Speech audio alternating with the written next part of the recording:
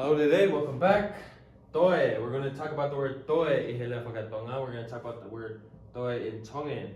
And the reason we're talking about toe by itself is because it's a unique word, and it'll kind of introduce us into some other unique words. Toe has a few meanings, and we're going to go through them one by one. We'll probably spend the most time on this first one. Toe can mean again. So if I wanted to say, oh, he did that again, or we're doing this again, we're eating pizza again, we will go to the store again. Whatever it is, it can mean again, and in this case, we say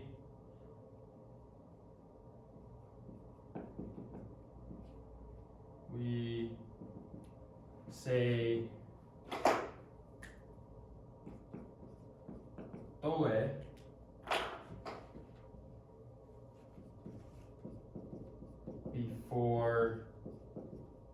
before, that's important,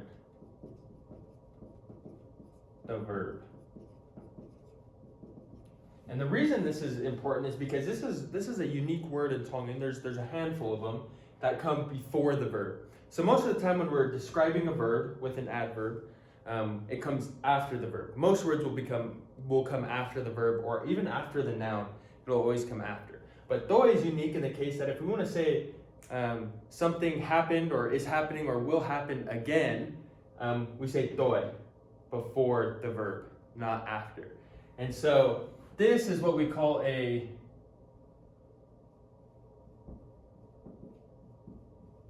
preposed word. And there's a list of preposed words, and this probably is familiar because of preposed pronouns. But I'll give you an example. So, example would be, we will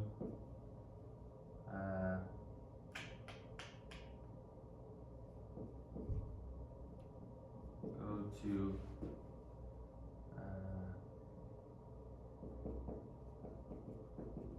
the hospital again. And so, just like we said, we just say the exact same sentence as we would have, except for we say toe before the verb. So basically, we will go to the hospital. Easy, we know that. Te tau, let's say 3 plus inclusive. Te tau alu ki he fale mahaki. And so that's our sentence. We will go to the hospital. If you want to say we will go again, or we'll go to the hospital again, we just say toe before the verb. Te tau toe alu ki he fale mahaki. That's how we do it. That's the first way we use toe. The second way we're gonna use toe is remaining, or leftover, or whatever you want to say. And in this case, we're just gonna use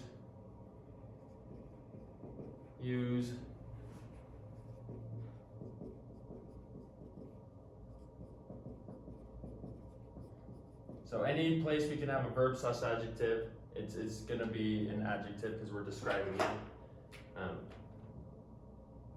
We're just going to use toe in that place.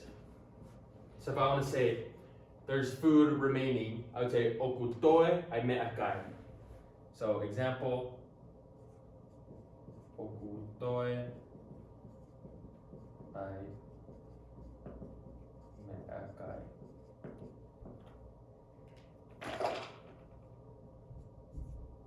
There's our toe. Let me underline that toe too so we can see it. Use toe as the verb / adjective. All it means is remaining. That's basically just a vocab lesson. This third way is going to be another. And this is actually going to be pretty similar to that, except for it's not preposed to a verb. This one is going to be with a noun. So say toe before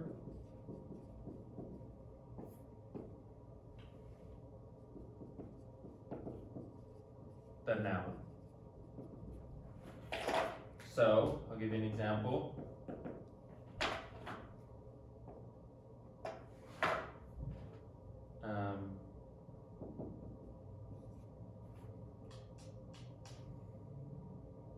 If I want to say, do you have another shirt? And we'll talk about this type of sentence I'm going to spell out here in a second a little bit more. Oku, ei, how doi falani. So, oku ei how falani is, do you have a shirt? If I say oku ei how doi falani, do you have another shirt? We'll talk about this sentence structure, this oku ei sentence a little bit more at a future time. But basically, we're focusing on that doi. And this fourth one is actually basically just is pretty much a variation of oku ei, and so this is also going to be a little harder to grasp. But I'm just going to give you the sentence, and then we'll talk about it we'll talk about it more when we talk about oku ei. So we can say doi ei. And then we can say something after that. And so this doi ei is basically just saying, is there any blank left, or is there more, or is there another, whatever you're talking about.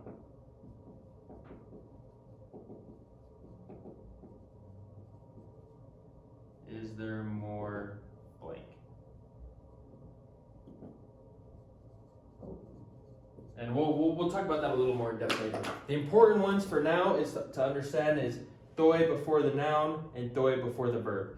Doi before the verb means again. So, doi alu ke hifai mahaki. I'll go to the hospital again. Nai doi tangi a sione. Sione cried again. Or doi before the noun. Okuai hau doi falani. Nai ai ha doi tohi. There was another book. Whatever it is. That's how we're going to use the word doi.